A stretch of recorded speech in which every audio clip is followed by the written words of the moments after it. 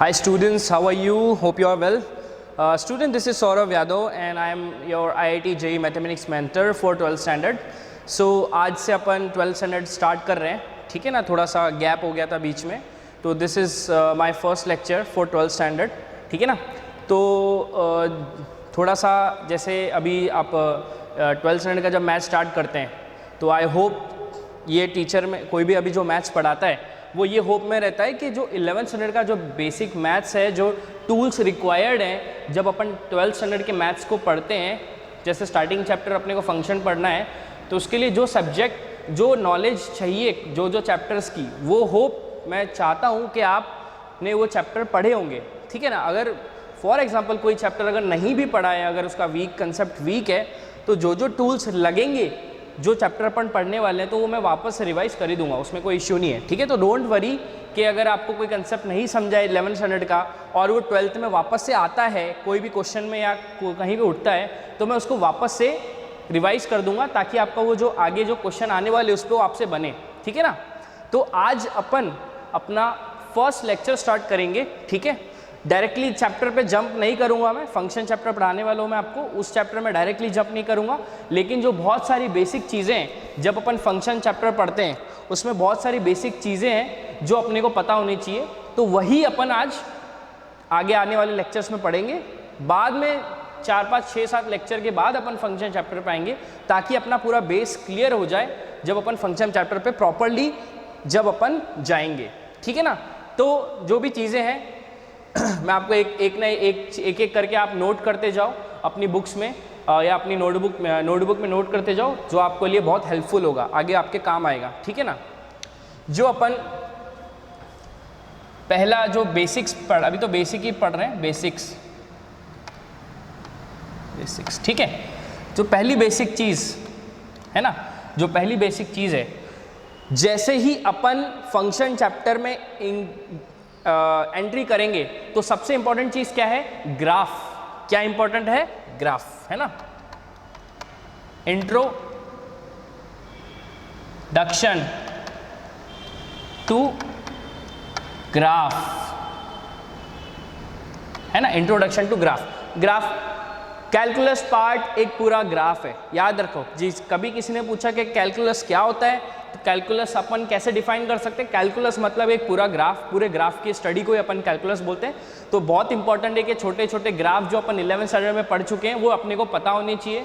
अगर आपको नहीं पता है तो मैं वापस से रिवाइज करूंगा, तो डोंट वरी, ठीक है ना? तो एक छोटा सा एक एग्जाम्पल ले लेते हो ग्राफ का, फिर अपन आगे मूव कर जाएंगे जो चीज़ें अपने को पता है, ठीक है? जैसे मेरे को बोला y = x², है ना? y = x²।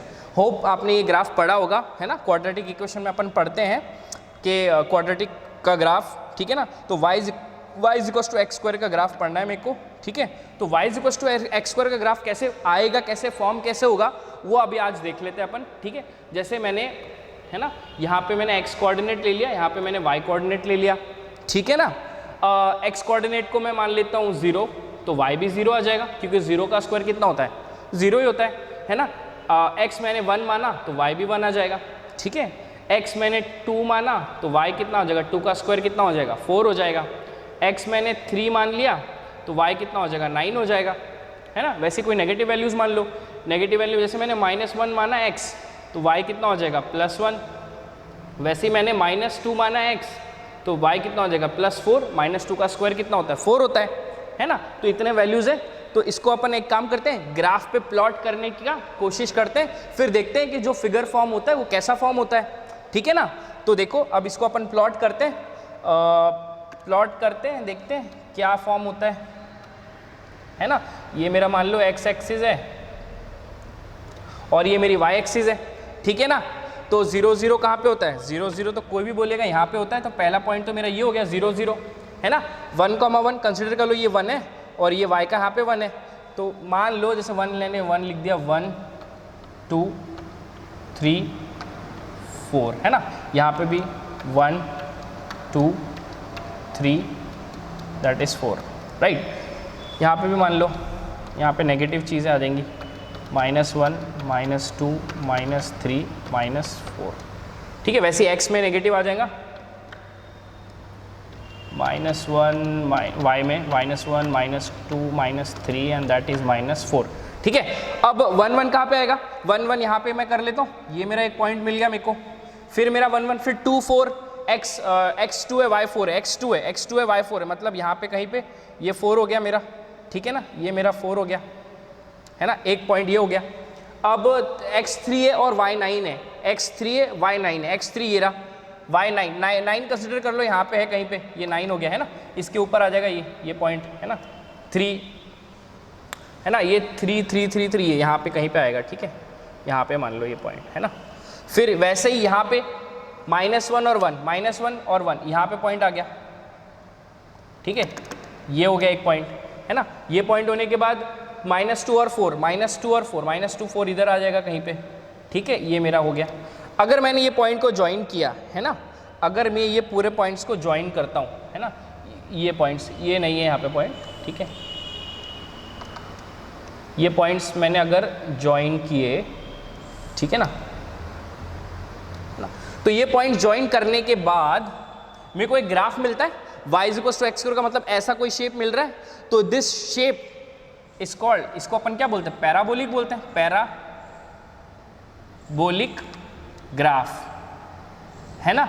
ये कौन सा ग्राफ फॉर्म हो गया? पैराबोलिक है ना। अपन ने 11th स्टैंडर्ड में पढ़ा होगा पैराबोला चैप्टर है ना, उसमें भी ऐसा फॉर्म होता है ग्राफ। क्वाड्रेटिक इक्वेशन में भी देखे होंगे बहुत सारे ग्राफ, पूरे क्वाड्रेटिक के क्या होते हैं? पैराबोलिक ग्राफ फॉर्म होते हैं। तो ये y = x² क्या होता है?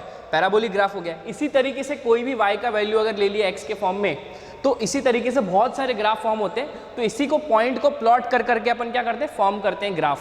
इसी तरीके को बोलते हैं अपन इंट्रोडक्शन टू ग्राफ। ठीक है, तो पहला एक बेसिक ग्राफ देख लिया है ना, जो इस तरीके से ग्राफ फॉर्म कैसे होते हैं पता होना चाहिए है ना।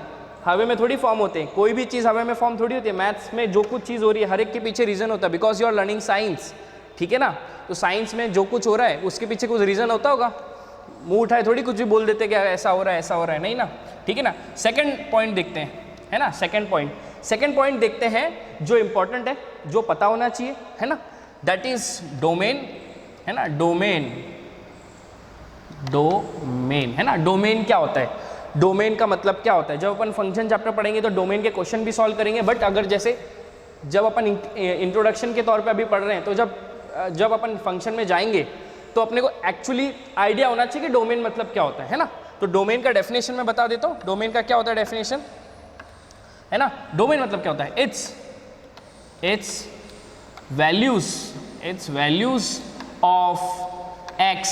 क्या होता है? It's values of x for which function is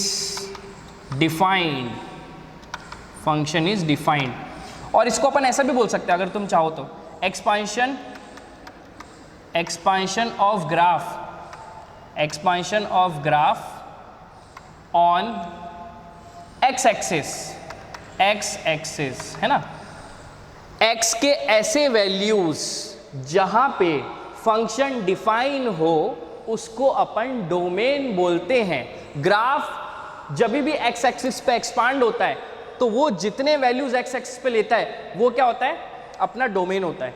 अब मीनिंग क्या होता है? देखो एग्जांपल के तौर पे मैं बता देता हूँ, एग्जांपल से समझ लेते हैं कि होता क्या है मीनिंग। जैसे मैंने कोई भी एक फंक्शन ले लिया 1/x-7, मेरा एक ये फंक्शन है ना कि 1/x-7 एक कोई फंक्शन हो गया। ठीक है, अब ये अनडिफाइन कब होगा? अनडिफाइन मतलब क्या होगा? डिनोमिनेटर में 0 आ गया तो फंक्शन क्या हो जाता है? अनडिफाइन हो जाता है। तो x की कौन सी वैल्यू के लिए ये x की कौन सी वैल्यू के लिए ये फंक्शन अनडिफाइन होगा? अब x का वैल्यू यहाँ पे 7 पुट कर दिया तो x = 7 पर है ना, पर ये फंक्शन क्या हो जाएगा? फंक्शन अनडिफाइन हो जाएगा। x = 7 पर ये फंक्शन क्या हो जाएगा? अनडिफाइन हो जाएगा। इसका मतलब ये फंक्शन कौन सी वैल्यू ले सकता है x के? कोई भी वैल्यू डाल लो, कोई भी, 7 को छोड़ के सब वैल्यू डालो, 1 2 3 4 -1 -2 कोई भी वैल्यू डालो, इंटीजर, पॉजिटिव, रैशनल, इरेशनल, जो डालना है डालो, तो ये फंक्शन डिफाइन हो जाएगा। अनडिफाइंड मतलब क्या होता है? 1/0 इज व्हाट? अनडिफाइंड। तो 0 कब होगा? जब x का वैल्यू क्या होगा? 7 होगा। इसका मतलब 7 क्या करना है अपने को? रोकना है। 7 नहीं आना चाहिए फंक्शन में। इसका मतलब सब रियल वैल्यू लेगा, ये रियल नंबर पता होगा, सब x क्या होगा, सब रियल वैल्यूज लेगा। किसको छोड़ के, क्या हटाना पड़ेगा रियल वैल्यूज से अपने को, क्या माइनस करना पड़ेगा, 7 माइनस करना पड़ेगा। तो ये जो मैंने ब्रैकेट में लिखा है ना, ये जो मैंने इस कलर के ब्रैकेट में लिखा है, तो this is domain of this function. ये क्या हो गया, इसका डोमेन हो गया। ये इसका क्या हो गया, डोमेन। इसको ही तो बोलते हैं अपन डोमेन, है ना। डोमेन मतलब क्या होता है, x के ऐसे वैल्यूज जहाँ पे फंक्शन डिफाइन ना हो, दैट इज डोमेन, है ना।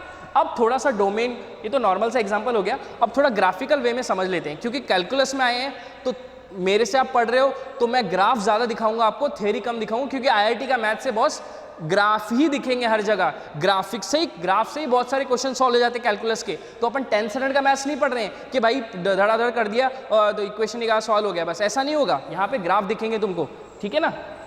तो ग्राफ बहुत स्ट्रांग होने चाहिए अपने, अगर अपने को मैथ्स में अच्छा स्कोर करना है तो, है ना। नेक्स्ट देखो, डोमेन में देख रहे हैं अपन। डोमेन में जैसे मैंने कोई फंक्शन मान लिया, है ना, ऐसा कोई फंक्शन है मेरा, मान लो मेरा कोई फंक्शन ऐसा है, ग्राफ का एक कोई फंक्शन ऐसा है ना। यहाँ पे मान लिया 0.1 है, यहाँ पे मान लिया 0.2 है, और यहाँ पे पॉइंट मान लिया मेरा 5 मान लो, ठीक है ना।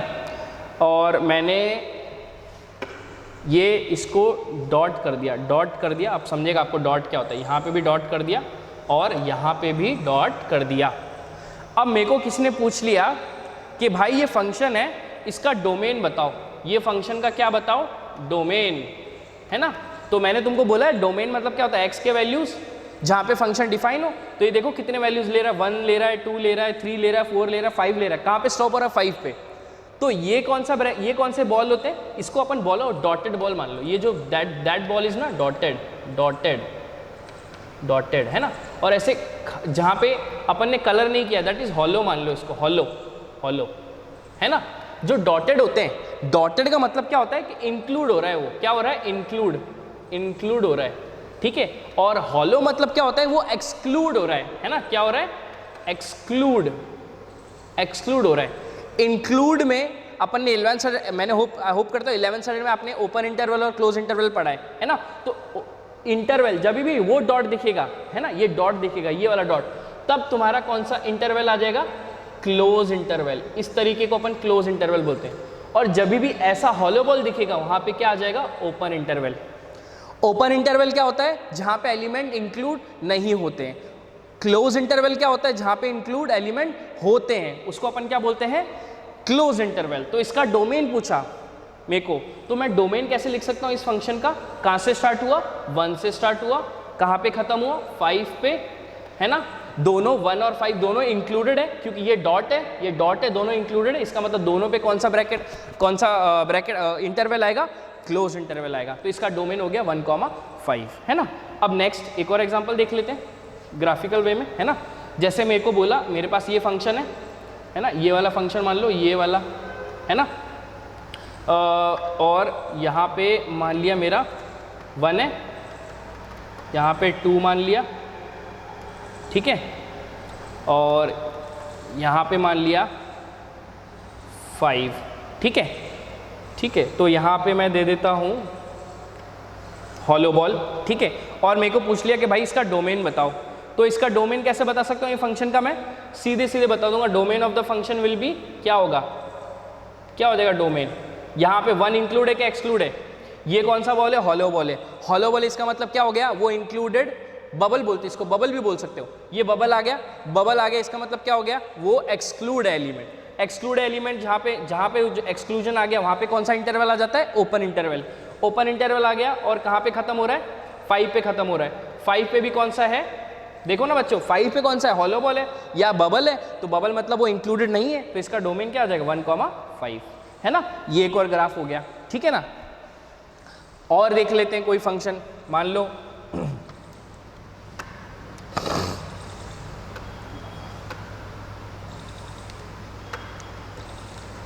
एक और देख लेते हैं, है ना, क्योंकि डोमेन का आइडिया क्लियर होना चाहिए कि डोमेन होता क्या एक्चुअली, है ना। ये तो फंक्शन ले रहा हो, कोई भी फंक्शन है, ये मर्जी से मान लो ना, तो तुम कंफ्यूज मत हो। y = f(x) है ये फंक्शन, कोई भी फंक्शन हो सकता है ऐसा, ठीक है ना। Oh shit. है ना। यहाँ पे भी कौन सा फंक्शन हो जाएगा, y is equals to f of x, मतलब f of x be the any function, ठीक है। जैसे मैंने मान लिया यहाँ पे, है ना,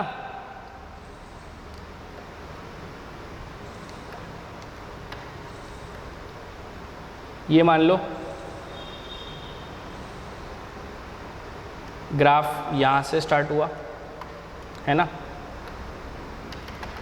यहाँ पे -2 मान लो और यहाँ पे 8 मान लो, है ना।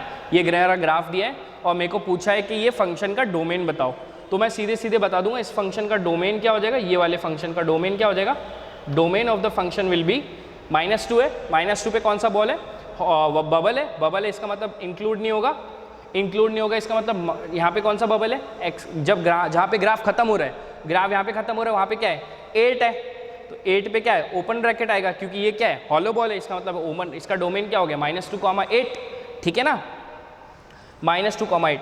यहाँ पे छोटा एलिमेंट लिखते हैं, है ना, जो भी क्लोज ब्रैकेट और इंटर ये हो ना तो ये हो, यहाँ पे स्मॉल आता है, स्मॉल एलिमेंट आता है, ठीक है, जो छोटा होता है, और यहाँ पे बिग आता है ना, फिर वो कुछ भी रहे, ओपन रहे या क्लोज रहे, कुछ फर्क नहीं पड़ता, है ना।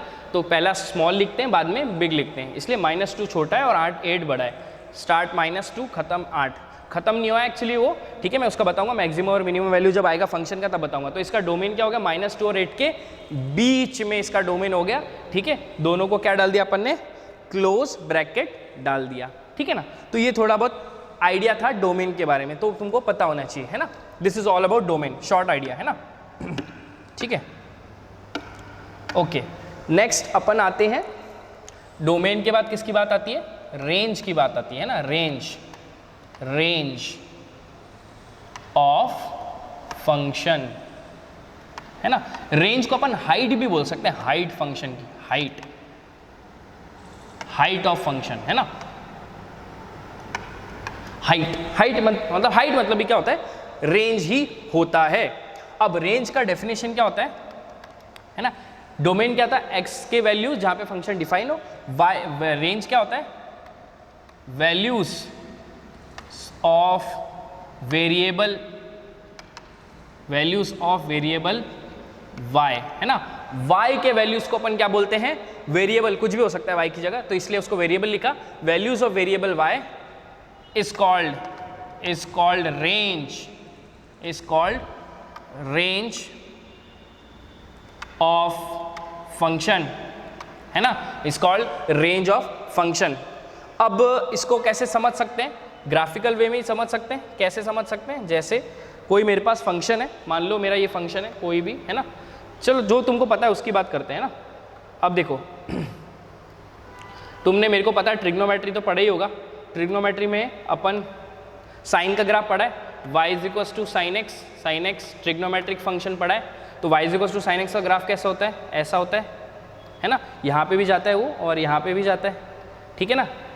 कहाँ से कहाँ तक होता है, कहाँ से 1 से लेके -1 तक, है ना, टॉप। अब देखो रेंज क्या बोलते हैं, इसका फंक्शन का रेंज क्या होगा, देखो इसका ये ग्राफ y एक्सिस पे कितना एक्सपांड हुआ, 1 हुआ, और नीचे कितना जा रहा है -1, इसका मतलब मैं इसका रेंज क्या बोल सकता हूँ, रेंज ऑफ फंक्शन क्या बोलूँगा, ये ग्राफ इस फंक्शन का, देखो -1 इंक्लूडेड है, -1 इंक्लूडेड है, क्योंकि साइन के फंक्शन में साइन के वैल्यूज पे -1 भी आता है और +1 भी आता है, इसका मतलब -1 इंक्लूडेड है और 1 भी इंक्लूडेड है, इसका मतलब ये फंक्शन का रेंज कितना हो गया, -1 से 1। देखो ना हाइट, देखो ना ग्राफ की, इसकी हाइट टॉप हाइट कितनी है 1 और लोएस्ट हाइट कितनी है -1, तो हाइट हो गया ना, इतना एक्सपांड हुआ ग्राफ, y एक्सिस पे इतना एक्सपांड हुआ, है ना। इसको अपन ये भी बोल सकते हैं expansion of graph on y axis, है ना, इसको ये भी बोल सकते हैं। तो ये मेरा इतना एक्सपांड हो गया -1 से 1, इसका मतलब इसका रेंज कितना हो गया, -1 से 1। अब कोई बोलेगा इसका डोमेन, तो डोमेन तो पूरे एक्स एक्सिस पे आ रहा है ना, पूरा इधर भी कवर कर रहा है, -∞ से कवर कर रहा है और यहाँ पे भी जा रहा है +∞, है ना। अब पता है तुमको -∞ टू +∞ को अपन क्या बोलते हैं, ऑल रियल वैल्यूज, है ना, ऑल रियल वैल्यूज। इसका मतलब इसका डोमेन क्या हो जाएगा, फंक्शन का डोमेन विल भी क्या हो जाएगा, ऑल रियल वैल्यूज, डोमेन क्या हो जाएगा, ऑल रियल वैल्यूज़, है ना। और एक्सप्लेन करते हैं और डिटेल में जाते हैं थोड़ा सा, है ना। जैसे मेरे पास कोई फंक्शन है, मेरा मान लिया मैंने फंक्शन ऐसा मान लिया,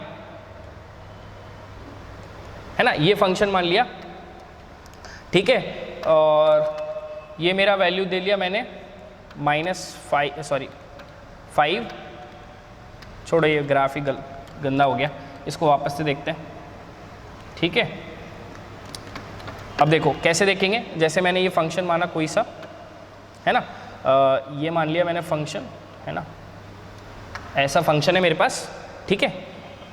इसका जो यहाँ पे वैल्यू, इसका मान लो 5 है और यहाँ पे जो है -2, है ना। मेरे को क्या बोला, मेरे को बोल दिया कि भाई इसका तुम क्या बताओ, रेंज बताओ, फंक्शन को देख के इसका क्या बताओ, रेंज बताओ।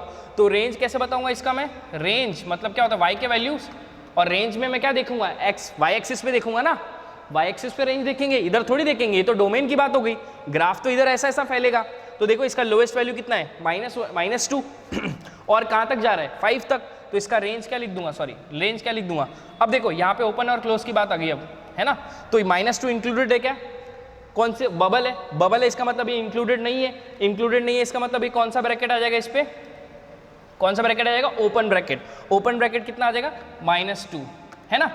और यहाँ पे देखो 5 इंक्लूडेड है क्या, एक्सक्लूडेड है, बबल है, इसका मतलब एक्सक्लूडेड है, इसका मतलब इसका रेंज कितना हो जाएगा, 5, क्या हो जाएगा इसका 5, और कौन सा ब्रैकेट आ जाएगा, ओपन ब्रैकेट क्यों, क्योंकि ये एक्सक्लूडेड है, एक्सक्लूडेड मतलब इंक्लूडेड नहीं है, ये बॉल दिखा या बबल दिखा, इसका मतलब ओपन इंटरवैल ही आना है, ठीक है ना।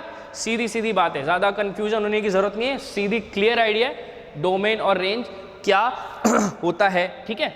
अब नेक्स्ट पॉइंट पे बात करते हैं, ये तो हो गया अपना रेंज, है ना, रेंज के बारे में बात कर ली अपन ने, ठीक है। अब अपन बात करते हैं नेक्स्ट पॉइंट पे। नेक्स्ट पॉइंट क्या है अपना, कि जो स्क्वायर रूट फंक्शन होता है, square root of f of x is positive quantity, क्या है एक, ये पॉजिटिव क्वांटिटी है ना।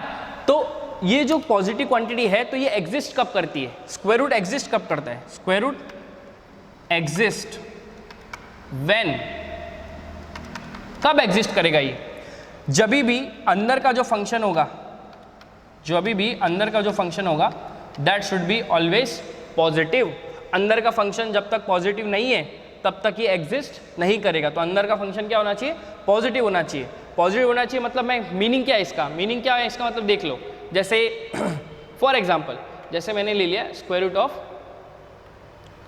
x² - 25, है ना, कि मैंने बोला कि भाई कौन से x के वैल्यू के लिए एग्जिस्ट करेगा, है ना, एग्जिस्ट व्हेन, कब एग्जिस्ट करेगा, तो एग्जिस्ट कब करेगा, जब x² - 25 शुड बी पॉजिटिव और ग्रेटर देन इक्वल टू 0, तभी एग्जिस्ट करेगा वो। अब आपको पता है इसको अपन स्प्लिट कर सकते हैं x + 5 और x - 5 में, a² - b² के फॉर्म में, that is a + b into a - b is greater than equal to 0, है ना। अब 11th स्टैंडर्ड में अपन ने इनइक्वालिटीज पढ़ी है, इनइक्वालिटीज थोड़ा देखो, इनइक्वालिटीज नहीं भी पढ़ी होंगी तो ये यहाँ तक इनइक्वालिटीज यूज हो रहा है, तो जब भी मैं इनइक्वालिटीज के रूल्स क्या होते हैं, कैसे सॉल्व करते हैं, मैं वापस से बताऊंगा। तो अभी के लिए, टाइमिंग के लिए आपको थोड़ा बहुत आइडिया होगा कि भाई ये यहाँ से x का वैल्यू क्या मिल रहा है 5, और यहाँ से x का वैल्यू क्या मिल रहा है -5, और यहाँ से x का वैल्यू क्या मिल रहा है +5, है ना। इनइक्वालिटी में अपन राइट मोस्ट साइड में कहाँ से स्टार्ट करते हैं, प्लस से, फिर माइनस, फिर प्लस। अब ये ग्रेटर देन इक्वल टू 0 बोला है, तो ग्रेटर देन 0 के लिए कौन सा पॉजिटिव रीजन ऑप्ट करेंगे, पॉजिटिव रीजन ऑप्ट किया, तो पॉजिटिव रीजन कौन सा आ रहा है, एक ये रीजन आ रहा है पॉजिटिव, और एक ये आ रहा है पॉजिटिव रीजन। इसका मतलब क्या हुआ, x कहाँ से कहाँ तक बिलोंग करेगा, ये वाला साइन है, देखो ये वाला साइन रहे ना तो ये वाला साइन रहे, वो इंडिकेट ही कर रहा है कि तुम्हारा क्लोज ब्रैकेट आने वाला है। ये वाला साइन रहे, ये वाला साइन रहे, तो वो इंडिकेट कर रहा है तुम्हारा कौन सा साइन आने वाला है, ओपन ब्रैकेट। तो ये वाला साइन है, इसका मतलब x बिलोंग्स टू कौन सा साइन आ जाएगा, कौन सा इंटरवल आ जाएगा, क्लोज इंटरवल माइनस। अब उस साइड क्या है, उस साइड में क्या रहता है, -∞, है ना। तो याद रखो, सॉरी -∞ क्या होता है, इन्फिनिटी और -∞ नाम की कोई चीज़ नहीं होती मैथमेटिक्स में। इसका मतलब -∞ और इन्फिनिटी क्या है, कल्पना है। इसका मतलब वो ऐसा बहुत बड़ा नंबर है जो इंक्लूड नहीं हो सकता। इसका मतलब उस तरफ माइनस इन्फिनिटी होगा, इसका मतलब क्या हो जाएगा माइनस इन्फिनिटी से लेके -5। अब माइनस इन्फिनिटी पे ओपन ब्रैकेट क्यों दिया? क्योंकि अपन बहुत सा कोई सा बड़ा नंबर है वो इंक्लूड तो कर ही नहीं सकते ना। कोई किसी ने बोल दिया एक बहुत बड़ा नंबर, तो दूसरा इंसान आएगा उससे बहुत बड़ा नंबर बोल देगा तो माइनस इन्फिनिटी और प्लस इन्फिनिटी तो कभी भी इंक्लूड नहीं हो सकता है ना। तो याद रखो minus infinity and plus infinity and plus infinity are never be included मतलब उसके लिए कौन सा साइन ब्रैकेट यूज करेंगे? ओपन ब्रैकेट यूज करेंगे हमेशा। तो यहाँ पे ओपन ब्रैकेट आ गया -5 इंक्लूड हो रहा है, इसका मतलब ये क्लोज ब्रैकेट आ गया -5 पे यूनियन कौन सा आ रहा है? ये क्या है अपना 5 है ना, यूनियन 5 से लेके इन्फिनिटी पे ओपन ब्रैकेट 5 पे क्लोज ब्रैकेट। ठीक है, तो ये वैल्यूज के x की ये वैल्यूज के लिए ये फंक्शन क्या करेगा? एग्जिस्ट करेगा है ना। तो ये हो गया एक स्क्वायर रूट फंक्शन के बारे में कि स्क्वायर रूट एक क्या होता है? पॉजिटिव क्वांटिटी होता है, स्क्वायर रूट कभी नेगेटिव वैल्यू नहीं देता। इसका मतलब जैसे मैंने बोला कि रूट 16 क्या देगा? ±4 देगा क्या? नहीं, रूट 16 सिर्फ 4 देगा, ओनली 4। तो आप बोलेंगे सर हमने तो 10th स्टैंडर्ड में पढ़ा था, क्या पढ़ा था कि भाई x² = 16 लिख दिया तो x तो ±4 आता है। हाँ वो सही पढ़ा था, लेकिन ये +-4 क्यों आता है? +-4 is because of taking square root both the sides, taking square root both sides, तभी आता है ये है ना, plus minus taking square root both the sides. लेकिन पॉजिटिव क्वांटिटी पॉजिटिव रिजल्ट ही देगी। रूट 16 पॉजिटिव है, इसका मतलब वो पॉजिटिव ही देगा, नेगेटिव दे नहीं सकता। तो कभी किसी ने पूछ लिया कि रूट 25 क्या होता है, तो रूट 25 सिर्फ 5 होता है, -5 नहीं होता, याद रखो ये बात। तो +-5 क्यों आता है? वो because of taking square root both the sides. ठीक है ना ये भी बेसिक आपको पता होना चाहिए कि पॉजिटिव क्वांटिटी है स्क्वायर रूट, है ना। अब नेक्स्ट की बात करते हैं। ठीक है, नेक्स्ट क्या आप आगे देख सकते हैं अपन, है ना, और बेसिक सब बेसिक रिवाइज कर रहे हैं अपन, सब जो बेसिक अपने को ज़रूरी है फंक्शन चैप्टर के लिए, जो इंपॉर्टेंट मैथमेटिकल टूल्स लगते हैं वो तो आने चाहिए ना। डायरेक्टली थोड़ी जंप करते हैं फंक्शन चैप्टर में। 11th स्टैंडर्ड का देखो, डोंट स्टूडेंट्स बिल्कुल टेंशन मत लो, अगर 11th स्टैंडर्ड का मैथ्स कुछ छूट भी गया है तो अपन रिवाइज करेंगे इसी चीज़ में कि इनइक्वालिटीज, लॉगरिदम वगैरिदम मैं सब रिवाइज कर दूंगा। बट आपको मोटिवेटेड रहना, आपको डेडिकेटेड रहना है कि आप कैसे आप अपना प्रॉब्लम्स करते हैं और स्टडी करते हैं। ठीक है ना, बाकी सब मैं रिवाइज कर दूंगा, डोंट वरी। अब देखो नेक्स्ट जो बात करते हैं, जैसे x² x⁴ x�6 x�8 is positive quantity. ये तो पता ही होगा, कहाँ तक? x⁻² तक पता है ना। x² क्या होता है? हमेशा पॉजिटिव। तो कभी भी देखो ये क्या होता है? हमेशा पॉजिटिव ही आएगा, है ना। माइनस का स्क्वायर किया तो हमेशा क्या आता है? पॉजिटिव ही आता है। ये चीज़ भी पता होनी चाहिए, है ना। जैसे मैंने बोला 2⁻x 3⁻x 4⁻x 5⁻x, है ना, डैश डैश डैश डैश। ये कौन से फंक्शन है? एक्सपोनेंशियल फंक्शन, है ना। Exponential function are always positive, है ना। Exponential function are always positive. इसका मतलब क्या होगा कि भाई जो 2⁻x है ना वो हमेशा क्या होगा? पॉजिटिव होगा। अब कैसे पॉजिटिव होगा? हाँ बिल्कुल पॉजिटिव होगा। एक्सपोनेंशियल फंक्शन क्या होता है? हमेशा पॉजिटिव होते हैं। इसका मतलब अगर किसी ने ऐसा दे दिया तो 2⁻x = -1, तो यहाँ पे क्या हो जाएगा? x का कोई सोल्यूशन आएगा क्या? कोई सोल्यूशन नहीं आएगा, क्योंकि पॉजिटिव क्वांटिटी का भी नेगेटिव दे सकती है क्या? नहीं दे सकती है। लेकिन अगर ऐसा आ गया तो 2⁻x = 0। अब आ सकता है क्या रिजल्ट? बिल्कुल नहीं आ सकता, क्योंकि 2 मैंने क्या बोला? पॉजिटिव है, पॉजिटिव ग्रेटर देन 0 है, तो ग्रेटर देन 0 है तो 0 कैसे देगा? नहीं दे सकता है। इसका मतलब यहाँ पे भी नो सॉल्यूशंस। लेकिन अगर ऐसा बोल दिया तो 2⁻x = 2, बिल्कुल x का सॉल्यूशन आएगा। जैसे 2⁻x = 2 यहाँ पे 1 ले लो, ये से 1 ले लिया तो मैं यहाँ पे लिख सकता हूँ 2⁻0, है ना। इसका मतलब इसको कंपेयर किया, इसका मतलब x का वैल्यू कितना आ गया? 0 आ गया। इसका मतलब एक सोल्यूशन आ गया, दैट इज x = 0। इसका मतलब क्या हुआ? सीधी सीधी बात बोल रहा हूँ कि ये क्या होता है? पॉजिटिव क्वांटिटी होती है 2⁻x एक्सपोनेंशियल फंक्शन, है ना। पॉजिटिव क्वांटिटी होते तो पॉजिटिव क्वांटिटी मतलब ग्रेटर देन 0 वैल्यूज लेगी, पॉजिटिव क्वांटिटी कभी नेगेटिव दे नहीं सकती, इक्वल टू 0 भी नहीं हो सकता, इसका मतलब 2x = 1, हाँ पॉसिबल है। तो सॉल्व करके x का वैल्यू कितना आ गया, सॉल्यूशन कितना आ गया, 0 आ गया, है ना।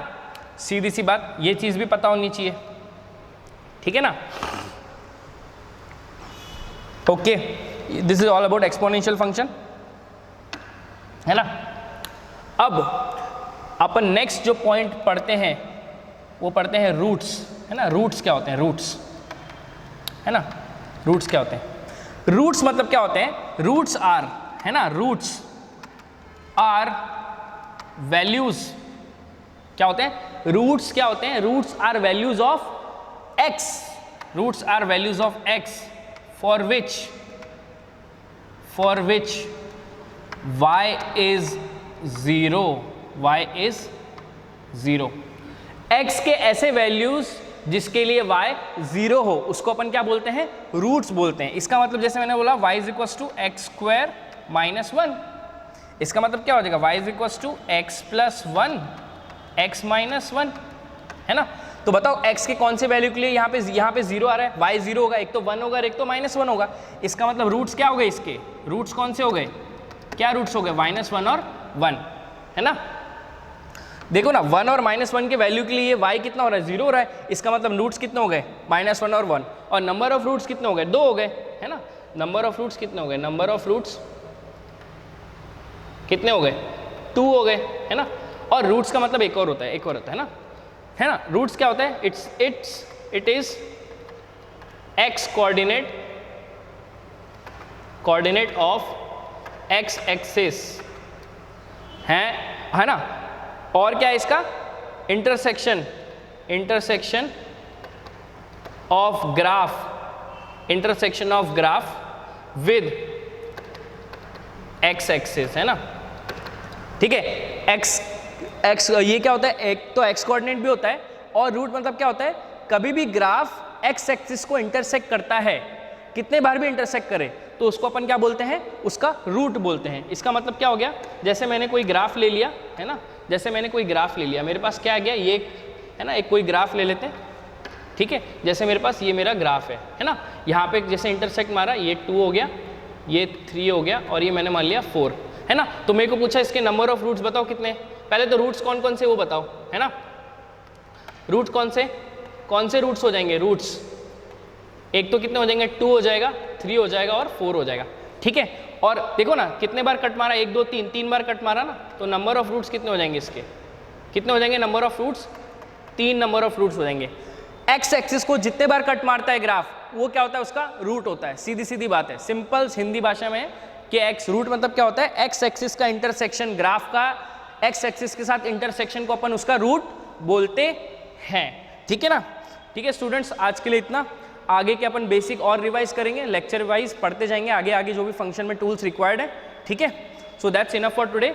नेक्स्ट चैप्टर में अपन नेक्स्ट लेक्चर में अपन इसके आगे का पढ़ेंगे। Thanks for today, thank you.